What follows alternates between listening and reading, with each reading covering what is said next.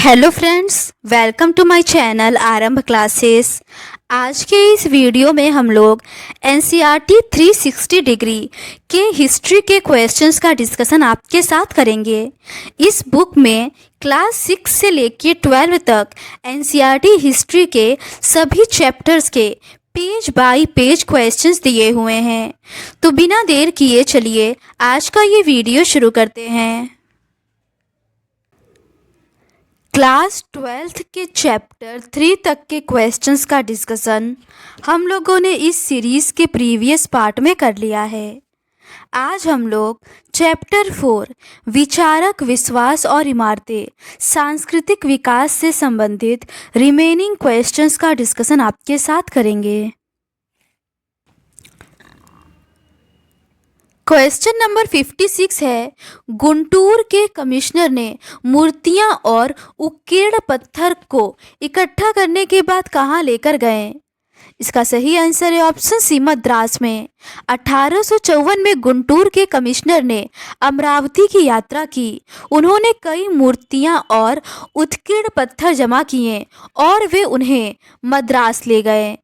उन्होंने पश्चिमी तोरण द्वार को भी खोज निकाला और इस निष्कर्ष पर पहुंचे कि अमरावती का स्तूप बौद्धों का सबसे विशाल और शानदार स्तूप था। अगला प्रश्न है, पुरातत्वविद एच कोल का क्या विचार था? इसका सही आंसर है ऑप्शन ए, मूर्तियों की लूट आत्मघाती और असमर्थनीय है। पुरातत्वविद एच कोल उन मुट्ठी भर लोगों में एक थे जो अलग सोचते थे। उन्होंने लिखा, इस देश की प्राचीन कलाकृतियों की लूट होने देना मुझे आत्मघाती और असमर्थनीय नीति लगती है। वे मानते थे कि संग्रहालयों में मूर्तियों की प्लास्टर प्रतिकृतियां रखी जानी चाहिए। अगला प्रश्न है, निम्नलिखित में से कौन सा कथन सत्य है? इसका सही आंसर है ऑप्शन सी, गुंटूर के कमिश्नर ने पश्चिमी तोरण द्वार की खोज की थी। ये कथन सत्य है। पुरातत्ववेदा एच कोल उन मुट्ठी भर लोगों में एक थे जो अलग सोचते थे। उन्होंने लिखा, इस देश की प्राचीन कलाकृतियों की लूट होने देना मुझे आत्मघाती और असमर्थनीय नीति लगती है। वे मानते थे कि संग्रहालयों में मूर्तियों की प्लास्टर प्रतिकृतियां रखी जानी चाहिए, जबकि असली कृतियां खोज की जगह पर ही होनी चाहिए। 1854 में गुंटूर के कमिश्नर ने अमरावती की यात्रा की। उन्होंने कई मूर्तियों और उत्कीर्ण पत्थर जमा किए और वे उन्हें मद्रास ले गए। उन्होंने पश्चिमी तोरण द्वार को भी खोज निकाला और इस निष्कर्ष पर पहुंचे कि अमरावती का स्तूप बौद्धों का सबसे विशाल और शानदार स्तूप था। 1850 के दशक में अमरावती के उत्कीर्ण पत्थर अलग अलग जगहों पर ले जाए जा रहे थे। कुछ पत्थर कलकत्ता के एशियाटिक सोसाइटी ऑफ बंगाल पहुंचे तो कुछ मद्रास में इंडिया ऑफिस, कुछ पत्थर लंदन तक पहुंच गए।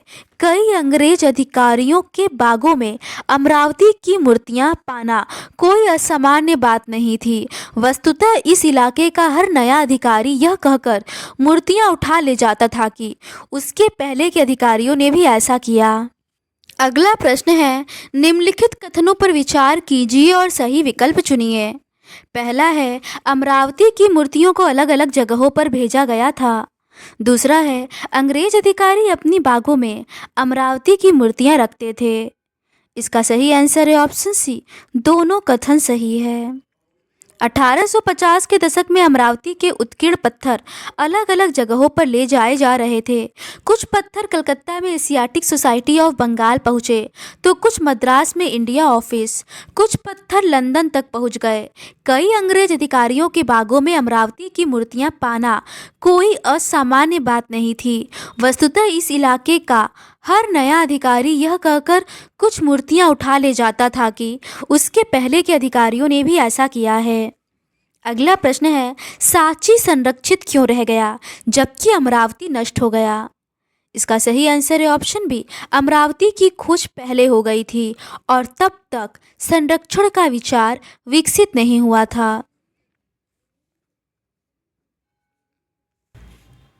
अमरावती की खोज थोड़े पहले हो गई थी। तब तक विद्वान इस बात के महत्व को नहीं समझ पाए थे कि किसी पुरातात्विक अवशेष को उठाकर ले जाने के बजाय खोज की जगह पर ही संरक्षित करना कितना महत्वपूर्ण था। अगला प्रश्न है, निम्न में से तोरण द्वारों को लेकर क्या सुझाव दिया गया था? इसका सही आंसर है ऑप्शन सी, उन्हें पेरिस या लंदन भेज दिया जाए। 1818 में जब सांची की खोज हुई, इसके के 3 तोरण द्वार तब भी खड़े थे, चौथा वहीं पर गिरा हुआ था और टीला भी अच्छी हालात में था। तब भी यह सुझाव आया कि तोरण द्वारों को पेरिस या लंदन भेज दिया जाए।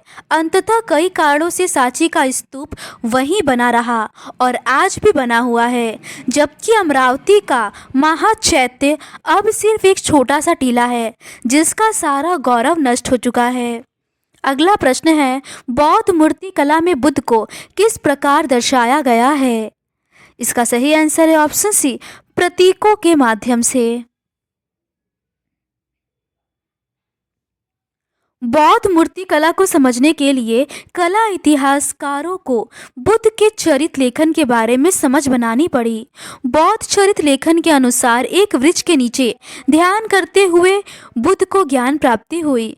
कई प्रारंभिक मूर्तिकारों ने बुद्ध को मानव के रूप में न दिखाकर उनकी उपस्थिति प्रतीकों के माध्यम से दर्शाने का प्रयास किया। अगला प्रश्न है, बौद्ध मूर्ति कला को क्यों अक्षरशः नहीं समझा जा सकता? इसका सही आंसर है ऑप्शन बी, क्योंकि इसमें बुद्ध को सीधे न दिखाकर प्रतीकों द्वारा दर्शाया गया है। बौद्ध मूर्ति कला को समझने के लिए कला इतिहासकारों को बुद्ध के चरित्र लेखन के बारे में समझ बनानी पड़ी। बौद्ध चरित्र लेखन के अनुसार एक वृक्ष के नीचे ध्यान करते हुए बुद्ध को ज्ञान प्राप्त हुआ।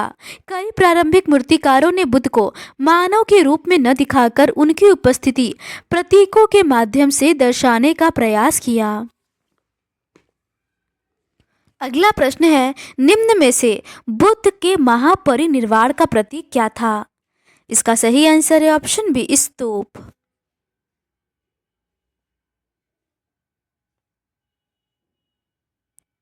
स्तूप महापरिनिर्वाण का प्रतीक बन गया। चक्र का भी प्रतीक के रूप में प्रायः इस्तेमाल किया गया। यह बुद्ध द्वारा सारनाथ में दिए गए पहले उपदेश का प्रतीक था। अगला प्रश्न है, सांची की मूर्तियों में उकेरी गई सुंदर स्त्रियों को किस नाम से जाना जाता है? इसका सही आंसर है ऑप्शन सी, साल भंजिका। कुछ सुंदर स्त्रियां भी मूर्तियों में उत्कीर्णित है, जो तोरण द्वार के किनारे एक पेड़ पकड़कर झूलती हुई दिखती हैं। शुरू में विद्वान इन मूर्ति के महत्व के बारे में थोड़े असमंजस में थे।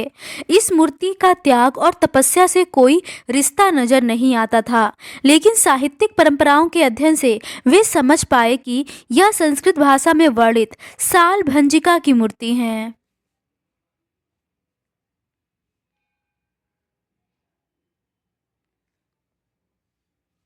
अगला प्रश्न है, बौद्ध धर्म में हाथी को किसका प्रतीक माना जाता था? इसका सही आंसर है ऑप्शन बी, शक्ति और ज्ञान का। सांची में जातकों से ली गई जानवरों की कई कहानियां हैं। ऐसा लगता है कि यहाँ पर लोगों को आकर्षित करने के लिए जानवरों का उत्कीर्णन किया गया था। साथ ही जानवरों को मनुष्यों के गुणों के प्रतीक के रूप में इस्तेमाल किया जाता था। उदाहरण के लिए हाथी शक्ति और ज्ञान के प्रतीक माने जाते थे। अगला प्रश्न है, सांची की मूर्तियों में उकेरे गए पशु किस उद्देश्य से बनाए गए थे? इसका सही आंसर है ऑप्शन सी, लोगों को आकर्षित करने और प्रतीक रूप में इस्तेमाल करने के लिए। इन जानवरों में हाथी, घोड़े, बंदर और गाय, बैल शामिल हैं। हालांकि सांची में जातकों से ली गई जानवरों की कई कहानियां हैं। ऐसा लगता है कि यहाँ पर लोगों को आकर्षित करने के लिए जानवरों का उत्कीर्णन किया गया था। साथ ही जानवरों को मनुष्यों के गुणों के प्रतीक के रूप में इस्तेमाल किया जाता था। उदाहरण के लिए हाथी शक्ति और ज्ञान के प्रतीक माने जाते थे। अगला प्रश्न है, सांची स्तूप की मूर्ति कला के संदर्भ में निम्नलिखित कथनों पर विचार करें। पहला है, साल भंजिका की मूर्तियां मुख्य रूप से गुप्त काल में निर्मित हुई थी। दूसरा है, सांची स्तूप की मूर्ति कला में प्रतीकात्मक प्रस्तुतिकरण की प्रमुखता है। तीसरा है हाथी, घोड़े, बंदर और बैल जैसे जानवर बुद्ध के पूर्व जन्मों को दर्शाते हैं। उपर्युक्त में से कौन सा कथन सही है? इसका सही आंसर है ऑप्शन बी, केवल दूसरा और तीसरा कथन सही है। ऐसा लगता है कि यह एक शुभ प्रतीक माना जाता था और कारड़ा स्तूप के अलंकरण में प्रयुक्त हुआ। सालभंजिका की मूर्ति से पता चलता है कि जो लोग बौद्ध धर्म में आए उन्होंने बुद्ध पूर्व और बौद्ध धर्म से इतर दूसरे विश्वासों, प्रथाओं और धारणाओं से बौद्ध धर्म को समृद्ध किया। सांची की मूर्तियों में पाए गए कई प्रतीक या चिन्ह निश्चय ही इन परंपराओं से उभरे थे। उदाहरण के लिए जानवरों के कुछ बहुत खूबसूरत उत्कीर्णन यहाँ पर पाए गए हैं। इन जानवरों में हाथी, घोड़े, बंदर और बैल जैसे जानवर बुद्ध के पूर्व जन्मों को दर्शाते हैं।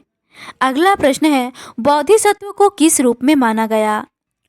इसका सही आंसर है ऑप्शन बी, एक करुणामय जीव जो दूसरों की सहायता करता है। बोधिसत्वों को परम करुणामय जीव माना गया जो अपने सत्कार्यों से पुण्य कमाते थे, लेकिन वे इस पुण्य का प्रयोग दुनिया को दुखों में छोड़ देने के लिए और निब्बान प्राप्ति के लिए नहीं करते थे, बल्कि वे इससे दूसरों की सहायता करते थे। बुद्ध और बोधिसत्वों की मूर्तियों की पूजा इस परंपरा का एक महत्वपूर्ण अंग बन गई। अगला प्रश्न है, किस बौद्ध परंपरा को हीनयान नाम से संबोधित किया गया? इसका सही आंसर है ऑप्शन सी, थेरवाद। महायान के अनुयायी दूसरी बौद्ध परंपराओं के समर्थकों को हीनयान के अनुयायी कहते थे, लेकिन पुरातन परंपरा के अनुयायी खुद को थेरवादी कहते थे। इसका मतलब है कि वे लोग जिन्होंने पुराने प्रतिष्ठित शिक्षकों के बताए रास्ते पर चलने वाले। अगला प्रश्न है, निम्नलिखित कथनों पर विचार करें। पहला है, प्रारंभिक बौद्ध मत में निर्वाण प्राप्ति के लिए व्यक्तिगत प्रयास को प्राथमिकता दी गई थी। दूसरा है, बोधिसत्व दूसरों की सहायता करने के लिए अपना पुण्य इस्तेमाल करते थे। निम्नलिखित में से कौन सा कथन सही है? इसका सही आंसर है ऑप्शन सी, दोनों कथन सही है। ईसा की प्रथम सदी के बाद बौद्ध अवधारणाओं और व्यवहार में बदलाव नजर आते हैं। प्रारंभिक बौद्ध मत में निब्बान के लिए व्यक्तिगत प्रयास को विशेष महत्व दिया गया था। बुद्ध को भी एक मनुष्य समझा जाता था जिन्होंने व्यक्तिगत प्रयास के प्रबोधन और निब्बान प्राप्त किया, परंतु धीरे धीरे एक मुक्तिदाता की कल्पना उभरने लगी। यह विश्वास किया जाने लगा कि वे मुक्ति दिलवा सकते थे। साथ साथ बोधिसत्व की अवधारणा भी उभरने लगी। बोधिसत्वों को परम करुणामय जीव माना गया जो अपने सत्कार्यों से पुण्य कमाते थे, लेकिन वे इस पुण्य का प्रयोग दुनिया को दुखों में छोड़ देने के लिए और निब्बान प्राप्ति के लिए नहीं करते थे, बल्कि वे इससे दूसरों की सहायता करते थे। बुद्ध और बोधिसत्वों की मूर्तियों की पूजा इस परंपरा का एक महत्वपूर्ण अंग बन गई। अगला प्रश्न है, वैष्णव परंपरा में किस देवता को सर्वोच्च माना जाता है? इसका सही आंसर है ऑप्शन बी, विष्णु को। मुक्तिदाता की कल्पना सिर्फ बौद्ध धर्म तक सीमित नहीं थी। हम पाते हैं कि इसी तरह के विश्वास एक अलग ढंग से उन परंपराओं में भी विकसित हो रहे थे जिन्हें आज हिंदू धर्म के नाम से जाना जाता है। इसमें वैष्णव और शैव परंपराएं शामिल हैं। इसके अंतर्गत एक विशेष देवता की पूजा को खास महत्व दिया जाता था। इस प्रकार की आराधना में उपासना और ईश्वर के बीच का रिश्ता प्रेम और समर्पण का रिश्ता माना जाता था। इसे भक्ति कहते हैं। अगला प्रश्न है, शैव परंपरा में किस देवता को परमेश्वर माना गया है? इसका सही आंसर है ऑप्शन सी, शिव को। मुक्तिदाता की कल्पना सिर्फ बौद्ध धर्म तक सीमित नहीं थी। हम पाते हैं कि इसी तरह के विश्वास एक अलग ढंग से उन परंपराओं में भी विकसित हो रहे थे जिन्हें आज हिंदू धर्म के नाम से जाना जाता है। इसमें वैष्णव और शैव परंपराएं शामिल हैं। इसके अंतर्गत एक विशेष देवता की पूजा को खास महत्व दिया जाता था। इस प्रकार की आराधना में उपासना और ईश्वर के बीच का रिश्ता प्रेम और समर्पण का रिश्ता माना जाता था। इसे भक्ति कहते हैं। अगला प्रश्न है, ईश्वर और उपासना के बीच प्रेम और समर्पण के संबंध को क्या कहते हैं? इसका सही आंसर है ऑप्शन सी, भक्ति। मुक्तिदाता की कल्पना सिर्फ बौद्ध धर्म तक सीमित नहीं थी। हम पाते हैं कि इसी तरह के विश्वास एक अलग ढंग से उन परंपराओं में भी विकसित हो रहे थे जिन्हें आज हिंदू धर्म के नाम से जाना जाता है। इसी वैष्णव और शैव परंपराएं शामिल हैं। इनके अंतर्गत एक विशेष देवता की पूजा को खास महत्व दिया जाता था। इस प्रकार की आराधना में उपासना और ईश्वर के बीच का रिश्ता प्रेम और समर्पण का रिश्ता माना जाता था। इसे भक्ति कहते हैं। अगला प्रश्न है, निम्नलिखित कथनों पर विचार करें। पहला है, भगवान विष्णु के 10 अवतारों की कल्पना की जाती है। दूसरा है, शिव को उनके प्रतीक के रूप में लिंग के रूप में दर्शाया जाता है। तीसरा है, भगवान विष्णु का केवल एक ही अवतार माना जाता है। चौथा है, अवतारों को मूर्तियां उनके सिरों, वस्त्र, आभूषण और आयुधों के द्वारा दर्शाया जाता था। उपर्युक्त में से कौन सा कथन सत्य है? इसका सही आंसर है ऑप्शन सी, पहला, दूसरा और चौथा कथन सही है। वैष्णववाद में कई अवतारों के इर्द गिर्द पूजा पद्धतियां विकसित हुईं। इस परंपरा के अंदर 10 अवतारों की कल्पना है। यह माना जाता है कि पापियों के बढ़ते प्रभाव के चलते जब दुनिया में अव्यवस्था और नाश की स्थिति आ जाती थी, तब विश्व की रक्षा के लिए भगवान अलग अलग रूपों में अवतार लेते थे। संभवतः अलग अलग अवतार देश के भिन्न भिन्न हिस्सों में लोकप्रिय थे। इन कई अवतारों को मूर्तियों के रूप में दिखाया गया। दूसरे देवताओं की भी मूर्तियां बनी। शिव को उनके प्रतीक लिंग के रूप में बनाया जाता था, लेकिन उन्हें कई बार मनुष्य के रूप में भी दिखाया गया है। ये सारे चित्रण देवताओं से जुड़ी हुई मिश्रित अवधारणाओं पर आधारित थे। उनकी खूबियों और प्रतीकों को उनके सिरों, वस्त्र, आभूषण, आयुधों और बैठने की शैली से इंगित किया जाता था। अगला प्रश्न है, वैदिक साहित्य को पढ़ने सुनने की अनुमति किसे नहीं थी, लेकिन वे पुराणों को सुन सकते थे? इसका सही आंसर है ऑप्शन सी, महिलाएं और शूद्र। महिलाएं और शूद्र जिन्हें वैदिक साहित्य पढ़ने सुनने की अनुमति नहीं थी, पुराणों को सुन सकते थे। अगला प्रश्न है, पुराणों के संदर्भ में निम्नलिखित कथनों पर विचार करें। पहला है, पुराणों को संस्कृत श्लोकों में लिखा गया था। दूसरा है, पुराणों को उच्च स्वर में पढ़ा जाता था ताकि सभी सुन सके। तीसरा है, पुराणों की कहानियाँ केवल ब्राह्मणों के लिए होती थी। चौथा है, पुराणों की कहानियाँ विभिन्न समुदायों में फैलती गई। उपर्युक्त में से कौन सा कथन सत्य है? इसका सही आंसर है ऑप्शन है, पहला, दूसरा और चौथा कथन सही है। सामान्यतः इन्हें संस्कृत श्लोकों में लिखा गया था। इन्हें ऊंची आवाज में पढ़ा जाता था जिसे कोई भी सुन सकता था। महिलाएं और शूद्र जिन्हें वैदिक साहित्य पढ़ने सुनने की अनुमति नहीं थी, पुराणों को सुन सकते थे। पुराणों की ज़्यादातर कहानियाँ लोगों के आपसी मेल मिलाप से विकसित हुई। पुजारी, व्यापारी और सामान्य स्त्री पुरुष एक से दूसरी जगह आते जाते हुए अपने विश्वासों और अवधारणाओं का आदान प्रदान करते थे। अगला प्रश्न है, स्तूपों के विकसित होने के समय क्या अन्य संरचनाएं बननी शुरू हुईं? इसका सही आंसर है ऑप्शन सी, मंदिर। जिस समय सांची जैसी जगहों में स्तूप अपने विकसित रूप में आ गए थे, उसी समय देवी देवताओं की मूर्तियों को रखने के लिए सबसे पहले मंदिर भी बनाए गए।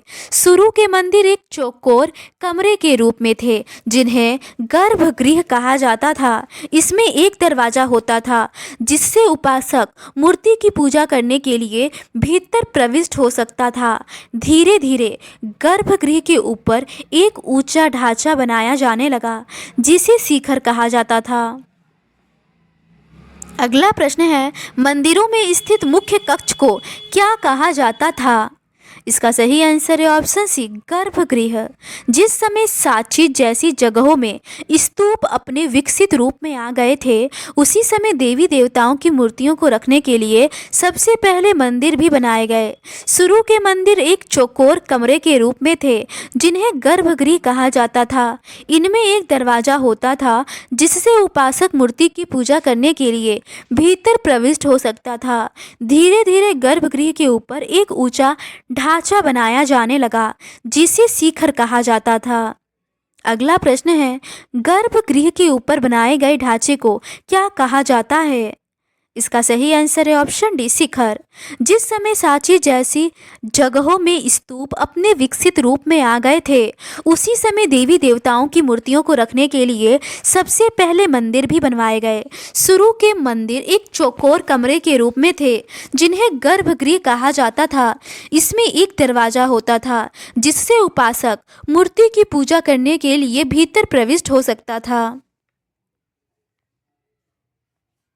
धीरे धीरे गर्भगृह के ऊपर एक ऊंचा ढांचा बनाया जाने लगा जिसे शिखर कहा जाता था। अगला प्रश्न है, मंदिरों की दीवारों पर किस प्रकार के चित्र उकेरे जाते थे? इसका सही आंसर है ऑप्शन बी, भित्ति चित्र। मंदिरों की दीवारों पर अक्सर भित्ति चित्र उत्कीर्ण किए जाते थे।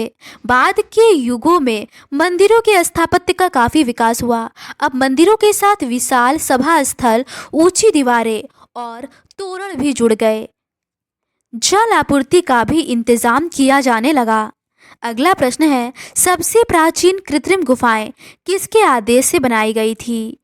इसका सही आंसर है ऑप्शन बी, अशोक। सबसे प्राचीन कृत्रिम गुफाएं ईसा पूर्व 3री सदी में अशोक के आदेश से आजीवक संप्रदाय के संतों के लिए बनाई गई थी। यह परंपरा अलग अलग चरणों में विकसित होती रही। इसका सबसे विकसित रूप हमें 8वीं सदी के कैलाशनाथ के मंदिर में नजर आता है, जिसमें पूरी पहाड़ी काटकर उसे मंदिर का रूप दे दिया गया था। अगला प्रश्न है, अशोक ने कृत्रिम गुफाएं किस समुदाय के संतों के लिए बनवाई थी? इसका सही आंसर है ऑप्शन सी, आजीवक संप्रदाय। सबसे प्राचीन कृत्रिम गुफाएं ईसा पूर्व 3री सदी में अशोक के आदेश से आजीवक संप्रदाय के संतों के लिए बनाई गई थी। यह परंपरा अलग अलग चरणों में विकसित होती रही। इसका सबसे विकसित रूप हमें 8वीं सदी के कैलाशनाथ के मंदिर में नजर आता है, जिसमें पूरी पहाड़ी काटकर उसे मंदिर का रूप दे दिया गया था। अगला प्रश्न है, भारतीय मूर्ति कला पर किस कला परंपरा का प्रभाव पड़ा था? इसका सही आंसर है ऑप्शन सी, यूनानी कला। इन शुरू के विद्वानों ने ऐसी अजीबोगरीब मूर्तियों की समझ बनाने के लिए उनकी तुलना एक ऐसी परंपरा से की जिससे वे अपरिचित थे। यह थी प्राचीन यूनान की कला परंपरा। हालांकि वे प्रारंभिक भारतीय मूर्ति कला को यूनान की कला से निम्न स्तर का मानते थे। बुद्ध और बोधिसत्व की मूर्तियों की खोज से वे काफ़ी उत्साहित हुए। ऐसा इसलिए हुआ कि ये मूर्तियाँ यूनानी प्रतिमानों से प्रभावित थीं। ये मूर्तियाँ ज़्यादातर तक्षशिला और पेशावर जैसे उत्तर पश्चिम के नगरों में मिली थीं। अगला प्रश्न है, निम्नलिखित में से कौन सा कथन सत्य है? पहला है, भारतीय मूर्तिकारों ने यूनानी कला को श्रेष्ठ माना। दूसरा है, तक्षशिला और पेशावर में मिली मूर्तियाँ भारतीय यूनानी प्रभाव को दर्शाती हैं। तीसरा है, भारतीय यूनानी शासकों ने दक्षिण भारत में राज्य स्थापित किया था। इसका सही आंसर है ऑप्शन ए, पहला और दूसरा कथन सही है।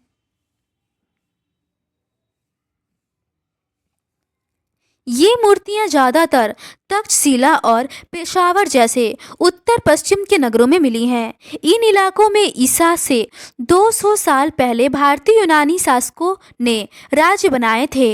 ये मूर्तियां यूनानी मूर्तियों से काफ़ी मिलती जुलती थी।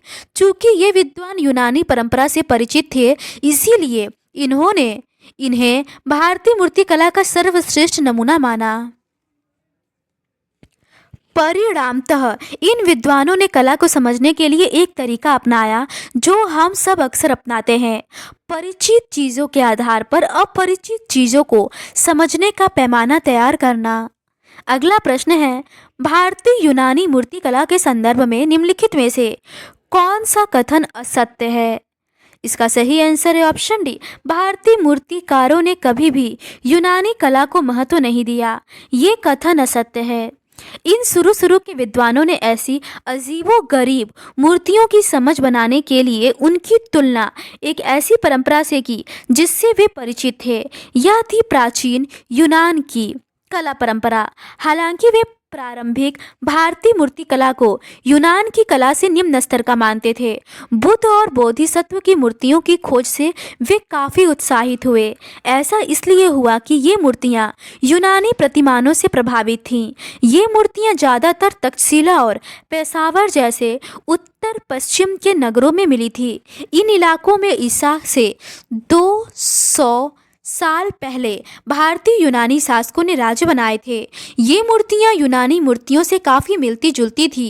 चूँकि ये विद्वान यूनानी परंपरा से परिचित थे, इसीलिए इन्हें भारतीय मूर्ति कला का सर्वश्रेष्ठ नमूना माना। परिणामतः इन विद्वानों ने इस कला को समझने के लिए एक तरीका अपनाया जो हम सब अक्सर अपनाते हैं, परिचित चीज़ों के आधार पर अपरिचित चीज़ों को समझने का पैमाना तैयार करना। तो आज के इस वीडियो में बस इतना ही। इस सीरीज़ के नेक्स्ट पार्ट में हम लोग चैप्टर 5 यात्रियों के नज़रिए से समाज के बारे में उनकी समझ लगभग 10वीं से 17वीं सदी तक से रिलेटेड क्वेश्चंस का डिस्कशन आपके साथ करेंगे। अगर आपको ये सीरीज़ पसंद आती है तो please do subscribe to my channel and like this video. Thank you.